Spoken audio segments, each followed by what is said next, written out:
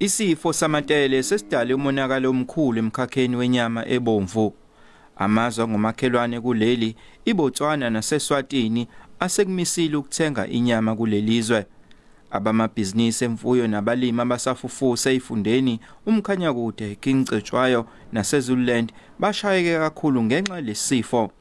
Noma kunjalo, bakhona bavunyelwa ukuhlatshwa kweinkomo zabo ezibalelwa ku-4,000 nengulube ezingu-11,000 ngemuva kokuhlolwa kwalemfuyo ukuthi iphephe kangakanani ukuze behlise umthwalo wokulahlekelwa kwabo.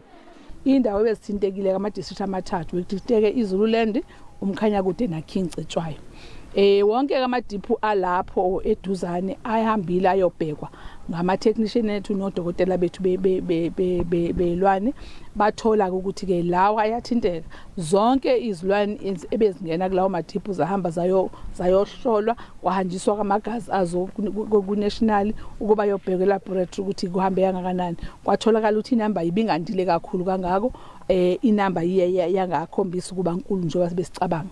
Uhulumeni useqalise inhlelo zokuxegisa imithetho elawula ukudlula noma ukuhanjiswa kwemfuyo eindaweni ezahlonzwa njengezinesifo samatele. Izibalo ziyehla. Silindele nje imiphumela emincane ungqongqoshe kaZulu ngoba yena ekasikhulule noma asibophe makufika lezi khathi mayibona isimo ukuthi hayi ngeke valani. Sikholwa ukuthi uzwakhona kushintsho olunye futhi azolusho ukuthi ke ubone kanjani imiphumela yethu nathi sizoncoma kuyena ngokubona kwethu emva kwereport yayizolo. Ukudayiswa noma ukuthuthwa kwenyama ebomvu isuka ezifundeni ezihlonzwe njengezinesifo samatele kusamisiwe.